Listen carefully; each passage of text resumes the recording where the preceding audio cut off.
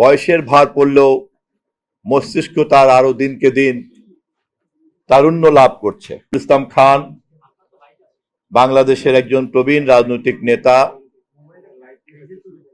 এবং তার প্রজ্ঞা, তার জ্ঞান,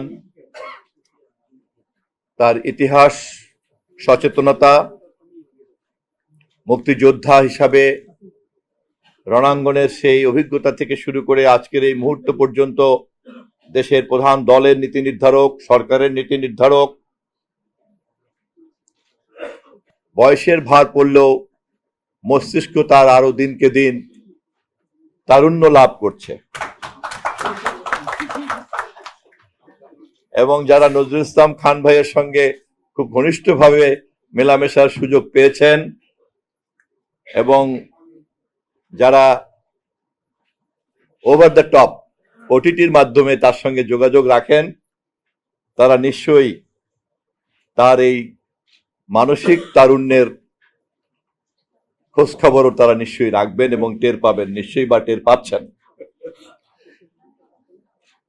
এরকম একজন মানুষকে আজকের এই অনুষ্ঠানে প্রধান অতিথি করার কারণে আমি মারুফ কামাল খানকে আরো একবার ধন্যবাদ জানাই। যদিও আজকের এই পরিস্থিতিতে আমরা কতটুকু খান ভাইয়ের কাছ থেকে আমি জানতে পারবো এই বইয়ের কতটা তিনি উদ্ধার করেছেন এবং মারুফ কামাল খানের এই কর্মকে তিনি কতটা খোদাই করে করে তার বিভিন্ন বিচিত্র চিন্তাকে তিনি বের করতে পেরেছেন, সময় পেয়েছেন কিনা আমি জানি না। তবে আমি নিশ্চিত যে এই বইকে